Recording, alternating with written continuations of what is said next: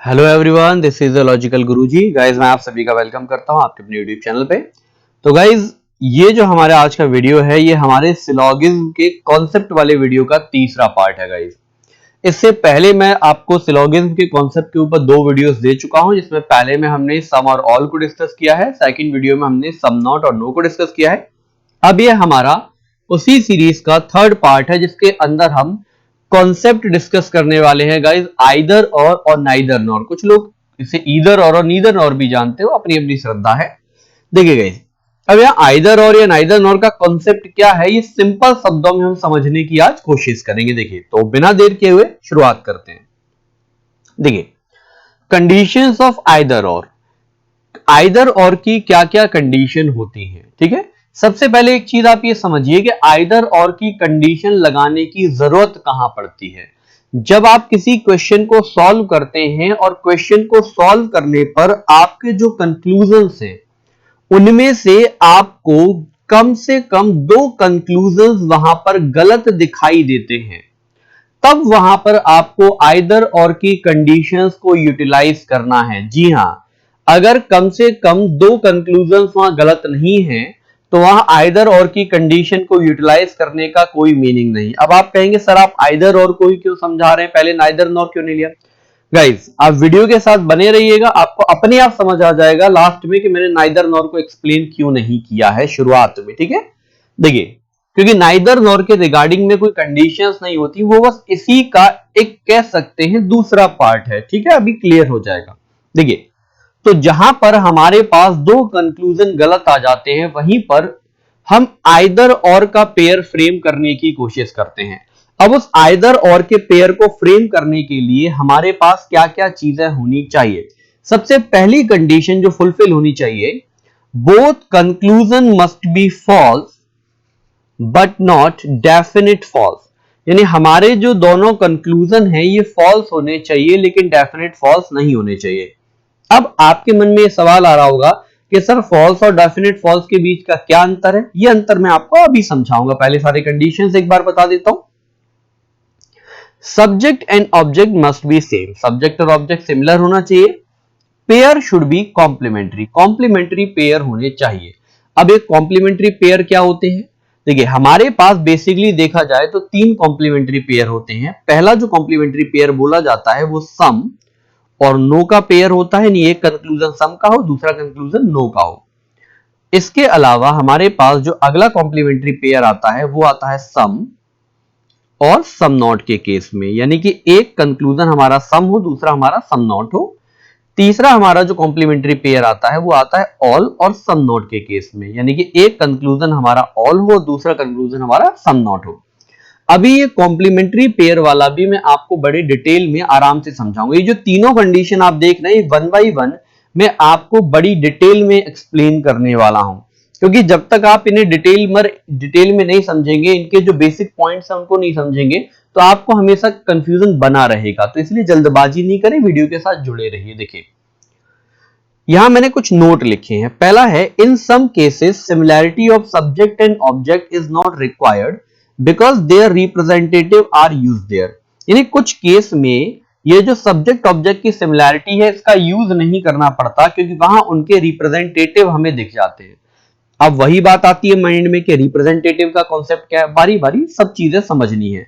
ये मैं एक्सप्लेन यहां पढ़ इसलिए रहा हूं ताकि आप इसका एक स्क्रीनशॉट लेकर अपने पास रखें, फिर धीरे धीरे करके मैं एक्सप्लेन करूं। Generally, either or condition does not occur with the conclusions of possibility, but it has some exceptions.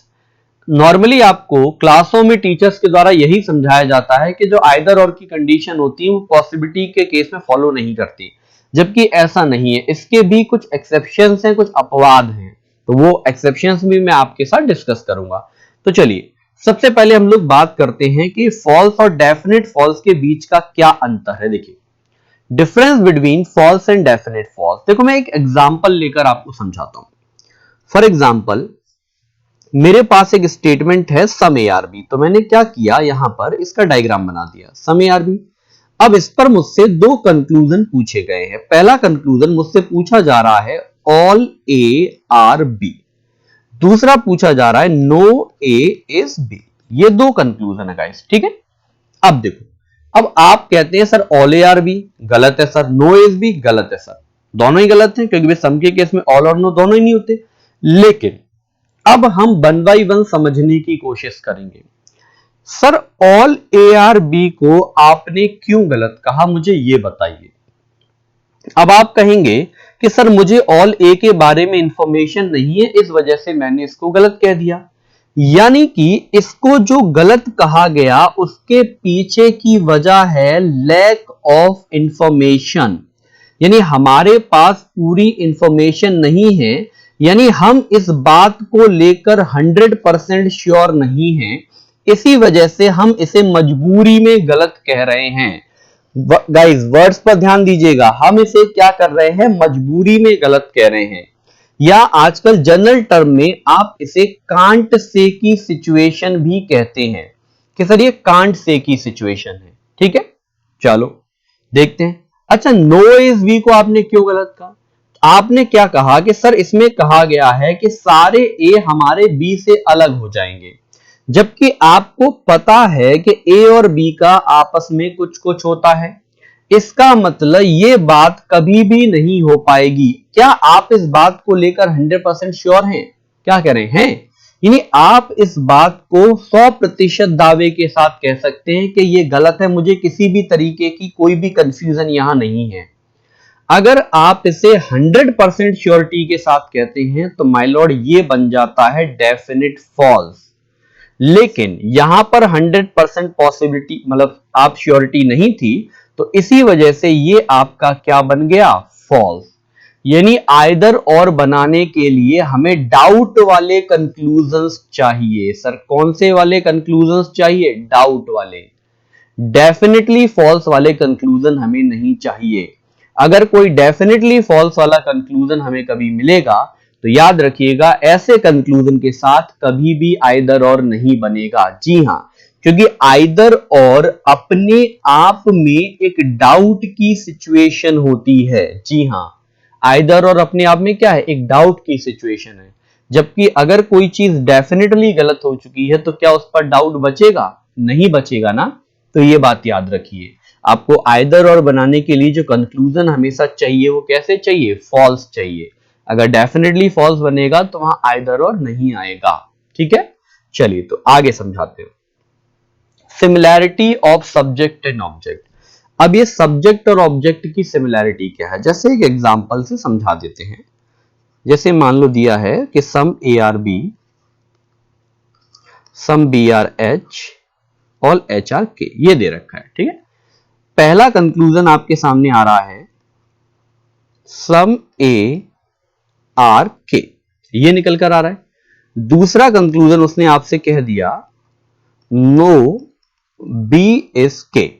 तो अब आप देखिए कि एक में तो ए और के की बात की गई है, दूसरे में बी और के की बात की गई है। देखो के तो सेम है लेकिन सब्जेक्ट और ऑब्जेक्ट दोनों सेम चाहिए, तो क्या ए और बी सेम है? नहीं है ना। यानी अगर सिमिलैरिटी होनी थी तो फिर इस बी की जगह पर भी क्या होना चाहिए था, ए होना चाहिए था, तब जाकर सब्जेक्ट और ऑब्जेक्ट की सिमिलैरिटी एस्टैब्लिश हो पाती। तो सिमिलैरिटी का मीनिंग समझ में आया।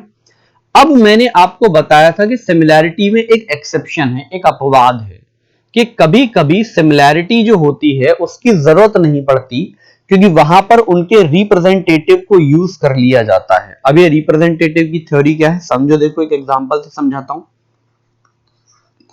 All A are B, some B are H, some H are K, ये दे रखा है। ठीक है, अब पहले में कहा गया है,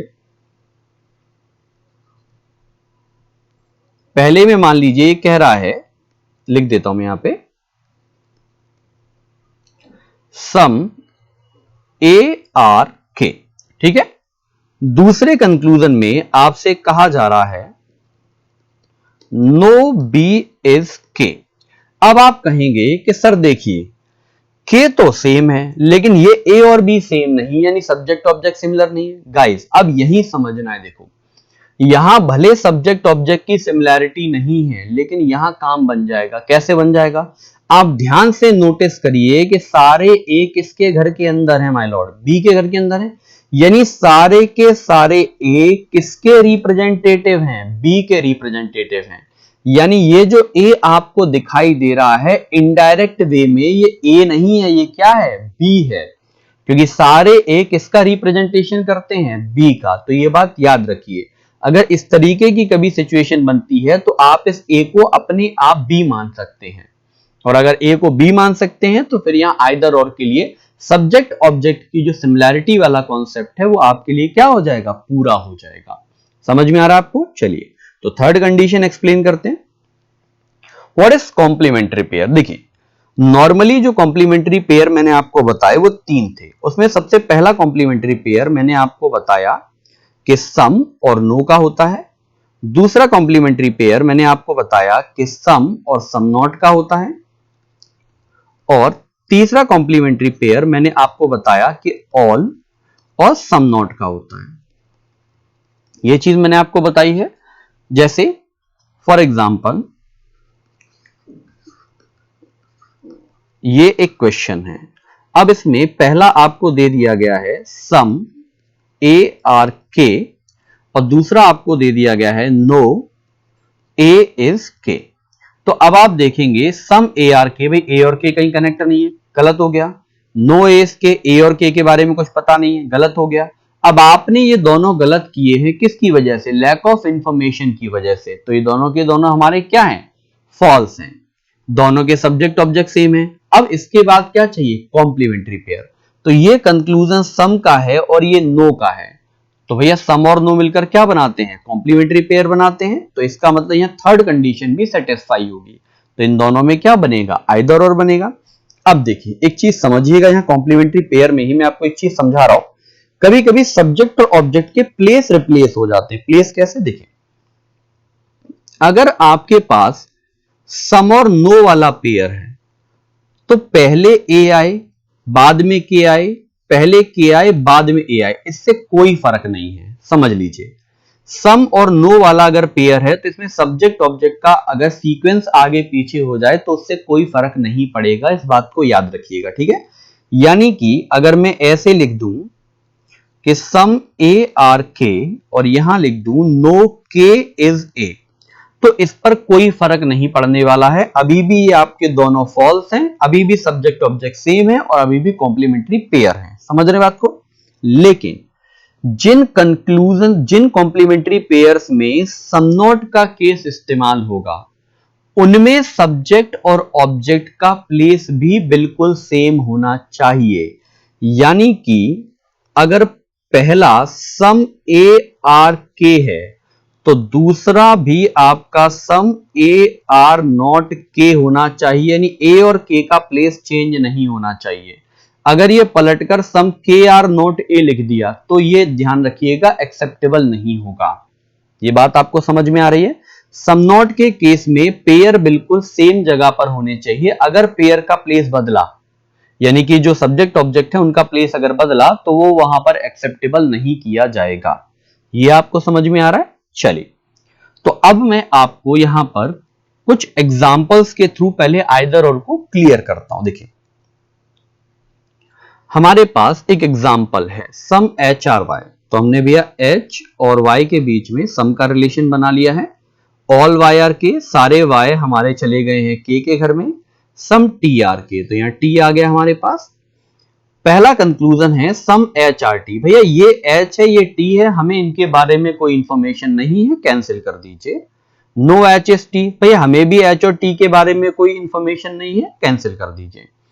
अब अगर आप देखेंगे तो आपके दो कंक्लूजन यहां गलत हो गए हैं। अगर दो कंक्लूजन आपके यहां गलत हो गए हैं तो बड़ी सिंपल सी एक बात निकल कर आती है कि आप किसके लिए चेक करेंगे, आइदर और के लिए चेक करेंगे। सही है? देखो, तो अब आइदर और की पहली कंडीशन हमारी कहती थी कि दोनों कैसे होने चाहिए, फॉल्स होने चाहिए। अब देखो दोनों फॉल्स हैं कि नहीं है। भाई आपने इन दोनों को क्यों कैंसिल किया, क्योंकि आपके पास एच और टी के बारे में इंफॉर्मेशन नहीं है, यानी कि लैक ऑफ इंफॉर्मेशन है, तो दोनों फॉल्स हो गए। दूसरा कंडीशन ये आता है कि सब्जेक्ट और ऑब्जेक्ट सेम होना चाहिए। देखो H T subject object same है। तीसरा कंडीशन आता है कि कॉम्प्लीमेंट्री पेयर होना चाहिए। देखो कॉम्प्लीमेंट्री पेयर है कि नहीं, ये पहला कंक्लूजन सम का है, दूसरा नो का। सम और नो कॉम्प्लीमेंट्री पेयर होते हैं, बिल्कुल होते हैं सर। इसका मतलब अगर ये तीनों कंडीशन को फुलफिल करेंगे तो यहां पर जो आंसर बनेगा वो क्या बनेगा, आइदर फर्स्ट और सेकंड फॉलोज, ये आपका यहां पर आंसर बनेगा। क्लियर हो रहा है? चलिए एक और एग्जांपल समझाते हैं। अब आपके माइंड में एक सवाल आ रहा होगा कि सर अगर कंडीशन पूरी नहीं हुई होती तो, वो मैं आपको भी आगे समझाऊंगा। देखिए ऑल बी आर जे, भाई सारे बी हमारे जे हो रखे हैं, कुछ जे हमारे एच हैं और कुछ के हमारे एच हैं। नो के इज जे, ये के है ये जे है, दोनों अलग अलग हैं, हमें इनके बारे में नहीं मालूम है, कैंसिल करिए। सम बी आर के, भाई बी और के भी अलग अलग है, कैंसिल करिए। जब भी दो अलग अलग आएंगे तो आप क्या करेंगे, आइदर और के लिए क्रॉस चेक करेंगे। सही बात है कि नहीं? तो अब आइदर और के लिए अगर देखेंगे तो दोनों ही मैंने मजबूरी में गलत किए क्योंकि मेरे पास इंफॉर्मेशन नहीं थी, है ना। तो यानी कि ये फॉल्स हो गए, पहली कंडीशन सेटिस्फाई हो रही है हमारी। सब्जेक्ट ऑब्जेक्ट सर सेम चाहिए, सर मुझे तो सब्जेक्ट ऑब्जेक्ट सेम होते नहीं दिख रहे हैं, के तो दिख रहा है बी और जे। माय लॉर्ड ध्यान से देखिए, सारे के सारे बी किसके रिप्रेजेंटेटिव हैं, जे के, यानी ये बी नहीं है, ये इनडायरेक्टली क्या है, जे है। आपको बात समझ में आ रही है? अब देखो सब्जेक्ट ऑब्जेक्ट सेम हुए कि नहीं हुए, है ना। अब इसके बाद में क्या चाहिए, कॉम्प्लीमेंट्री पेयर चाहिए। भैया देखो ये नो है और ये सम है, नो और सम क्या होता है, कॉम्प्लीमेंट्री पेयर होता है। इसका मतलब इसका भी हमारा आंसर क्या बनेगा, आइदर और बनेगा। चलिए कुछ एग्जांपल्स और देखते हैं इसी पे। ऑल बी आर एच, तो हमारे सारे बी एच के अंदर रख दीजिए। सम एच आर एम, कुछ एच हमने एम के अंदर रखे। सम डी आर एम, कुछ डी हमने एम के अंदर रखे। इस तरीके से पहला आ रहा है all B can be D. Sir ये बी है ये डी है, दोनों का आपस में कनेक्टिविटी नहीं है, लेकिन माय लॉर्ड ये जो कंक्लूजन है ये किसका है, पॉसिबिलिटी का है।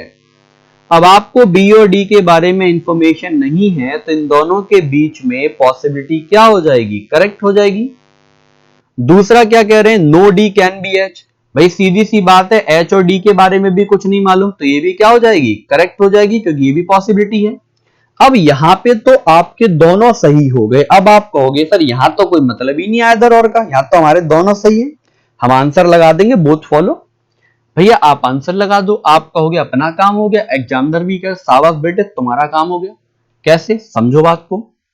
देखो अब एक चीज ध्यान से देखना, सारे बी किसके अंदर बैठे बेटा, एच के अंदर, सही बात है। अब ये कह रहा है कि डी एच से लड़ लेगा, चलो हम मान लेते हैं लड़ लेगा, हमारे बाप का क्या जा रहा है, लड़ लें दो। एक तरफ कह रहा है कि सारे बी आपकी डी से दोस्ती कर लेंगे। अब एक बात सोचो, अगर ये डी एच से लड़ लिया तो क्या ये डी बी से दोस्ती कर पाएगा, सोच के बताओ, नहीं कर पाएगा ना। यानी कि ये दोनों अकेले अकेले देखे जाएं तो सही है, लेकिन एक साथ अगर देखोगे तो सही नहीं है। यानी अगर आपने बोथ वाला ऑप्शन यहां लगा दिया तो आपने कहा कि ये दोनों एक साथ सही हैं, जबकि इनको एक साथ सही करना पॉसिबल ही नहीं है। समझ रहे हैं, ये दोनों सही तो हैं लेकिन एक एक करके, यानी अगर ये सही हुआ तो इसे गलत होना पड़ेगा, अगर ये सही हुआ तो इसे गलत होना पड़ेगा। यानी यहां पर हमारी कंडीशन जो बनेगी किसकी बनेगी, आइदर और की बनेगी। लेकिन अब आपके माइंड में एक क्वेश्चन आएगा कि सर यहां आइदर और कैसे बन जाएगा, यहां तो ऑल और नो दिया है, ऑल और नो तो कॉम्प्लीमेंट्री पेयर ही नहीं होता।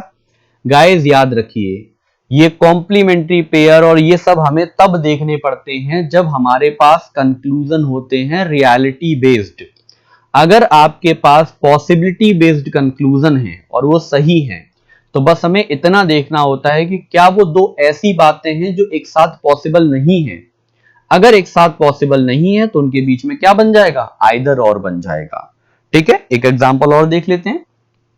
सम एन आर के, तो हमारे सम एन के हो गए हैं, सम जे आर के, सम जे हमारे के हो गए हैं, no J is D, sir J की डी से लड़ाई हो गई, हो जाने तो हमारा क्या जा रहा है, सम एन आर डी, सर ये एन है ये डी है, अगर आप देखेंगे डी का रिलेशन जे से पता है ना, एन से कैलकुलेट मत कर लेना कि सर थोड़ा एन के संग थोड़ा के जे के संग, ऐसा कुछ नहीं होता बाबूजी, थोड़ा थोड़ा कुछ नहीं होता। ठीक है, डायरेक्ट देखो क्या एन इस हिस्से के अंदर आ रहा है, क्या नहीं आ रहा ना, तो एन और डी का कोई लेना देना नहीं है, काट डालो इसे, इसे भी काट डालो, क्योंकि दोनों रियलिटी के हैं। ठीक है, और रियलिटी में एन और डी के बीच में कोई रिलेशन नहीं बनेगा। अब लेकिन दो गलत हुए हैं, और हमने क्यों गलत किए? क्योंकि हमारे पास एन और डी को लेकर इंफॉर्मेशन नहीं है। अगर इंफॉर्मेशन नहीं है तो इसका मतलब ये दोनों फॉल्स हैं। पहली कंडीशन पूरी हो रही है, सब्जेक्ट ऑब्जेक्ट सेम है। दूसरी कंडीशन पूरी हो रही है, सर ये सम है, ये सम नॉट है, और आपको पता है सम और सम नॉट में बिल्कुल सेम होने चाहिए, तो एन पहले डी बाद में, एन पहले डी बाद में, ऑल ओके। अगर तीनों कंडीशन पूरी हो रही हैं तो इसका आंसर भी क्या बनेगा गाइस? आइदर और बनेगा। समझ में आ रहा है आपको? चलिए, तो अब आपका जो कंफ्यूजन है नाइदर और नन को लेकर उसे दूर करते हैं। अब ये नाइदर और नन की क्या कहानी है? देखो, आपको वीडियोस में लोग बहुत बड़ा बड़ा ज्ञान फैलते मिलेंगे नाइदर और नन पे। आप सीधी सी दो बात समझिए। देखिए, पहला पॉइंट समझिए, when only two conclusions are wrong, जब आपके केवल दो कंक्लूजन गलत हो। कितने कंक्लूजन? दो conclusion. And condition of either और, अब आप कहेंगे सर आप आइदर और क्यों लिख रहे हैं? समझो भैया, आइदर और से तो नाइदर नॉर जुड़ा है। कंडीशंस ऑफ आइदर और डू नॉट फॉलो। राइटिंग थोड़ी सी गड़बड़ है, समझ लेना। अब समझो, जब आपके केवल दो कंक्लूजन गलत हो, केवल दो, और आइदर और की कंडीशन आपकी फॉलो ना करें, जो तीन कंडीशन मैंने आपको बताई थी, केवल दो कंक्लूजन गलत हैं, आइदर और की कंडीशन फॉलो नहीं कर पा रही हैं, तो आप बिना कुछ सोचे समझे वहां आंसर लगा दीजिए, neither one nor second follows. अब कुछ लोगों को इस बात में मिर्ची लगेगी, सर ऐसा कैसे, सर नन का क्या होगा? नन का समझो, नन भी बताता हूं, है ना। आपको नाइदर और नन को लेकर कंफ्यूज किया जा रहा है ना माय डियर फ्रेंड, आप बस समझने की कोशिश करिए। When more than two conclusions are wrong, जब आपके दो से ज्यादा गलत हों, यानी मोर देन टू कंक्लूजन्स आपके गलत हैं, तो आप ये समझ लीजिए यहां पे कि मोर देन टू है। अच्छा, मैंने उल्टा लिख दिया है ना भैया, मोर देन टू है ना। देखो, मोर देन टू कंक्लूजन्स अगर आपके गलत हैं और आइदर और की कंडीशन फॉलो नहीं कर रही हैं, तो ऐसे में जो आपका आंसर बनेगा वो नन फॉलोज बनेगा। याद रखिए, नाइदर केवल और केवल दो के केस में इस्तेमाल हो सकता है, और नन आपका मोर देन टू के लिए इस्तेमाल होता है। अब आप कहेंगे लेकिन सर दो वाले में कहीं नन आ गया तो? कोई दिक्कत की बात नहीं है, ये बात आप लिख कर ले लीजिए मुझसे स्टैम्प पेपर पे। एग्जाम के अंदर आपको कभी भी नाइदर और नन का ऑप्शन एक साथ दिखाई नहीं देगा। जी बिल्कुल, एक ही नेगेटिव ऑप्शन आपको मिलता है, नाइदर या तो नन। तो ज्यादा टेंशन लेने की जरूरत नहीं है, आपका सारा फोकस होना चाहिए आइदर और की तरफ। आई होप आप लोगों को समझ में आया होगा मैंने जो भी कॉन्सेप्ट आपके साथ डिस्कस किया। अब आपको जो अगला वीडियो मिलेगा उस वीडियो के अंदर हम लोग इस टॉपिक के क्वेश्चंस को सॉल्व करेंगे। तो मिलते हैं अगले वीडियो के अंदर। अगर आपको पढ़ाया हुआ समझ में आया है तो भैया लाइक करिएगा, शेयर करिएगा, सब्सक्राइब करिएगा, है ना। चलिए, थैंक यू सो मच।